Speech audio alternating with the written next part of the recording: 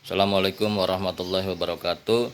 Kami dari kelompok 6 akan membedah jurnal dengan judul Audit Tata Kelola Teknologi Informasi menggunakan framework COVID-5. Studi kasus Balai Besar Perikanan Budidaya Laut Lampung. Anggota kami terdiri dari 7 orang. Pertama ada Sahrika Anggriani, Lulu Rahmawati, Ririn Januardi, Rizky Adi Pratama, Erik Purwanto, Septiana Wulandari, dan Sri Lestari. Masuk ke pembahasan. Sistem informasi berbasis komputer merupakan bagian terpenting dalam kegiatan kelancaran perusahaan, tidak terkecuali pemerintahan. Balai Budidaya termasuk salah satu yang menerapkan teknologi informasi atau TI yang menggunakan sistem ESKP atau elektronik sasaran kinerja pegawai. ESKP masih menghadapi persoalan dan belum ada solusi, maka perlu adanya audit tata kelola dan kerangka COVID-5. Tujuan penelitian ini untuk mengaudit keamanan informasi pada sistem ESKP dengan menggunakan framework COVID-5. Selain itu dilakukan pengujian terhadap sistem menggunakan aplikasi Nessus Scanner dan Gmeter. Oke, selanjutnya saya akan menjelaskan pengertian COVID-5. COVID-5, Control Objective for Information and Relay Technology, merupakan generasi terbaru dari panduan ISICI dibuat berdasarkan pengalaman pengguna COVID ini selama lebih dari 15 tahun oleh banyak perusahaan dalam bidang usaha bisnis. Contohnya di sini ada komunitas, IT tata kelola asuransi dan keamanan. COVID-5 mendefinisikan, menjelaskan secara rinci sejumlah tata kelolanya dan manajemen prosesnya. COVID-5 ini juga akan menyediakan kerangka kerja yang komprehensif yang membantu perusahaan dalam mencapai tujuan mereka untuk tata kelola dan manajemen aset informasinya bagi perusahaan dan teknologi. Selanjutnya, saya prinsip dasar COVID-5. Di sini pertama ada meeting stakeholder needs, yaitu terdapat usaha dari perusahaan untuk menciptakan nilai bagi para stakeholder dengan menjaga keseimbangan antara relasi manfaat pengguna sumber daya. Yang kedua, ada conferring the enterprise end-to-end, bermanfaat untuk mengintegrasikan tata kelola TI perusahaan ke dalam tata kelola perusahaannya. Yang ketiga, di sini ada applying and single integrated framework, yaitu terdapat banyak standar yang berkaitan dengan IT. Masing-masing memberikan panduan pada subset dari kegiatan IT ini.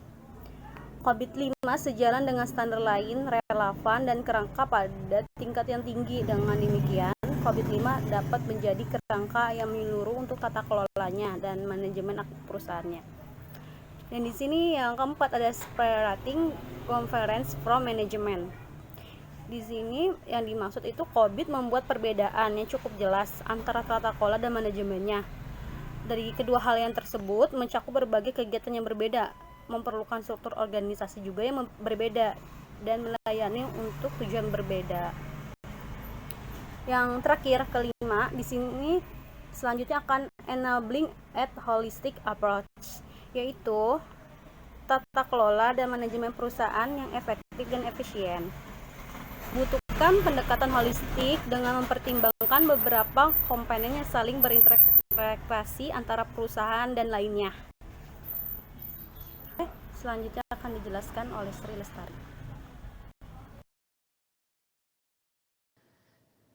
Domain COVID-5 Framework dirancang dengan 5 domain yang masing-masing mencakup penjelasan rinci dan termasuk panduan secara luar dan bertujuan sebagai tata kelola dan manajemen TI perusahaan. 5 domain yang ada pada COVID-5 adalah yang pertama EDM, Evaluate, Direct, and Monitor. Domain ini meliputi manajemen performa pengawasan terhadap pengendalian. Yang kedua APO, Align, Plan, Organize. Domain ini meliputi penyelarasan, perencanaan, dan pengaturan agar IT dapat berkontribusi untuk menjaga tujuan bisnis. Yang ketiga Build, Acquire, and Implement. Domain ini meliputi membangun, memperoleh, dan mengimplementasikan sistem yang mendukung proses bisnis.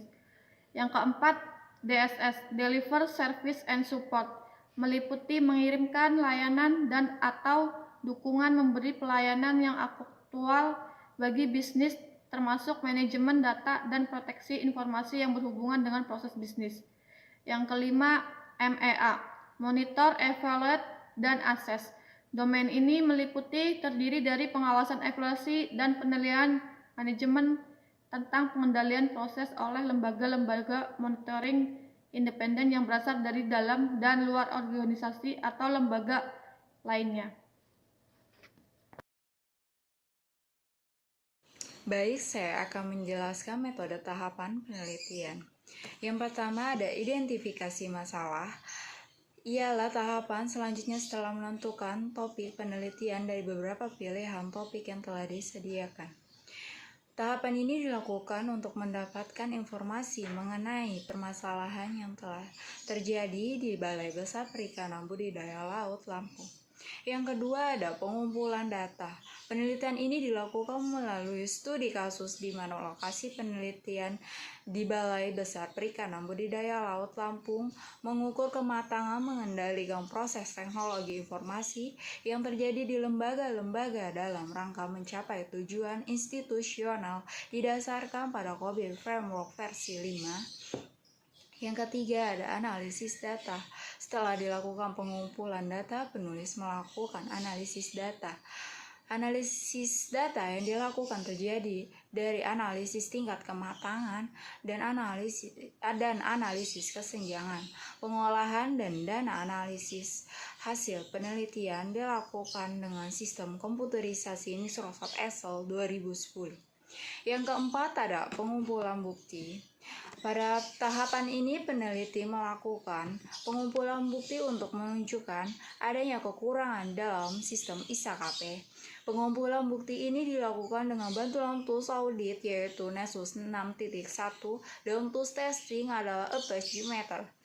Tools Nessus berfungsi sebagai alat untuk mengaudit kerentanan sebuah sistem aplikasi berbasis website.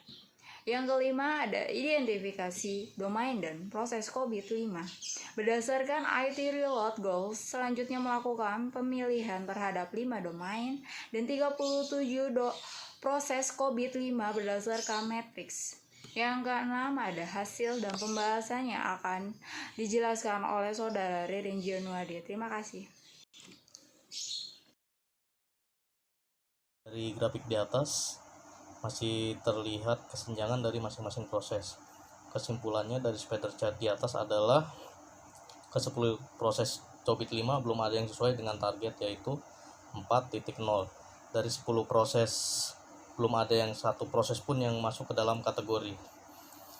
Hasil evaluasi menunjukkan adanya permasalahan pada proses pengamanan sistem informasi terutama pada sistem ISKP. Di sini saya akan menerangkan permasalahan tersebut. Pada EDM 03, masalah pada bagian ini adalah Balai Besar Perikanan Budaya Laut Lampung belum secara rutin melakukan pembahasan mengenai permasalahan-permasalahan yang terjadi. Untuk proses APO 12-nya yaitu tidak ada perkiraan frekuensi kerugian yang terkait dengan risiko TI. Sedangkan untuk BAI 06 yaitu tidak melakukan pelaporan secara rinci terhadap permasalahan dan perubahan yang ada. Sedangkan permasalahan pada APO 13 yaitu user SKP saat ini dipegang oleh 2 orang. Hal ini yang menjadi kendala karena apabila user diketahui oleh banyak orang maka akan merusak dan menghapus data ISKP yang telah diinput oleh pegawai. Sedangkan permasalahan untuk BAI 06 yaitu tidak melakukan pelaporan secara rinci terhadap permasalahan dan perubahan yang ada. Permasalahan pada proses DSS 01, kekurangan pelindungan terhadap bencana alam maupun buatan manusia. Untuk DSS 02, masalah yang muncul yaitu tidak melakukan pemeriksaan dengan menggunakan untuk mengetahui apakah layanan telah memenuhi persyaratan untuk menyelesaikan permasalahan. Dan pada DSS 05, permasalahannya adalah belum melakukan filter seperti email dan download. untuk melindungi informasi yang tidak diminta, misalkan spyware, phishing email. Sedangkan untuk proses MAE 01, masalah yang sering terjadi adalah tidak melakukan pelacakan terhadap permasalahan yang terjadi, sehingga ketika masalah terulang perlu melakukan prosedur baru untuk menyelesaikan permasalahan tersebut. Nah, pada proses MAE 02 ini adalah proses yang terakhir, adalah permasalahannya belum pernah melakukan audit, baik itu secara internal maupun eksternal. Oke, selanjutnya akan dilanjutkan oleh Saudara Rizky Pratama. Oke, di sini saya akan menjelaskan tentang data hasil scanner menggunakan Nessus, yaitu ada pengujian vulnerability terhadap sistem ISKP, yaitu Electronic System Kinerja Pegawai. Hasil dari analisa vulnerability terhadap sistem ISKP dapat diketahui beberapa kelemahan-kelemahan yang bisa menjadi pintu masuk bagi attacker atau penyerang untuk menguasai sistem ISKP tersebut. Hasil yang ditunjukkan Nessus Scanner dapat diketahui terdapat 45 jenis kelemahan yang terdiri dari berbagai kategori, yakni medium dan info. Berikut gambar yang ditunjukkan dari hasil Nessus Scanner tersebut. Ada gambar dalam gambar 4.1 ya, detail hasil scanner menggunakan Nessus. Ada scan details, name-nya ISKP yaitu Electronic System Sasaran Kinerja Pegawai, statusnya komplit, scannernya local scanner, folder my scan, start auditnya pada tanggal 22 Agustus jam 2:53 siang dan diakhiri di hari yang sama, yaitu pada 22 Agustus pada jam 3:10 siang juga, dengan durasi waktu total 17 menit. Vulnerabilities-nya ada medium, low, dan info. Dari gambar tersebut dapat diketahui beberapa jenis kelemahan dengan rincian sebagai berikut. Yang pertama ada kategori medium, yaitu sebanyak 8 kelemahan, kategori low sebanyak 4 kelemahan, dan kategori info yaitu sebanyak 33 kelemahan.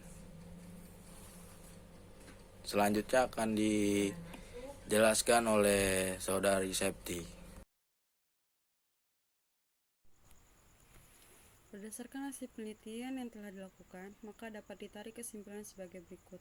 Yang pertama, Balai Besar Perikanan Budidaya Laut Lampung telah menerapkan proses pengamanan data dan informasi pada rata-rata. Yang kedua, hasil pengolahan kuesioner mendapatkan nilai rata-rata untuk domain. Dan yang ketiga, hasil penelitian menemukan bahwa pada semua proses hanya mampu memperoleh nilai rata-rata 2,8, artinya masih pada level definite process. Yang keempat, hasil audit keamanan menggunakan aplikasi Nessus Scanner. Hasil yang didapat adalah pada aplikasi ESKP terdapat kategori medium sebanyak 8 kelemahan, kategori low sebanyak 4 kelemahan, kategori info sebanyak 33 kelemahan. Yang kelima, dengan hasil demikian, aplikasi ESKP perlu ditingkatkan dalam keamanan dan performa sehingga aplikasi dapat berjalan dengan maksimal, aman, dan efisien.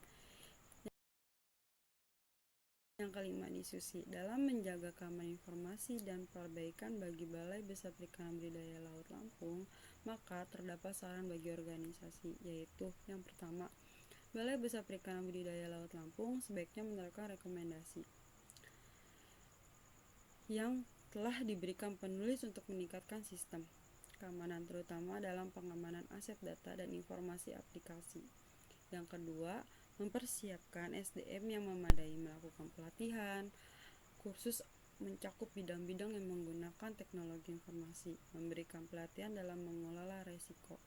Yang ketiga, mempersiapkan fasilitas yang memadai untuk pengamanan data. Yang keempat, melakukan penambahan bandwidth dan melakukan solusi-solusi yang direkomendasikan oleh aplikasi Nessus Scanner. Yang kelima, dilakukan pengauditan kembali dengan target nilai maturis sebesar 4, sehingga dapat memberikan rekomendasi untuk meningkatkan keamanan data dan informasi pada besar perikanan budidaya Laut Lampung. Sekian presentasi dari kelompok kami. Apabila ada kesalahan dan kekurangan, kami mohon maaf. Wassalamualaikum warahmatullahi wabarakatuh.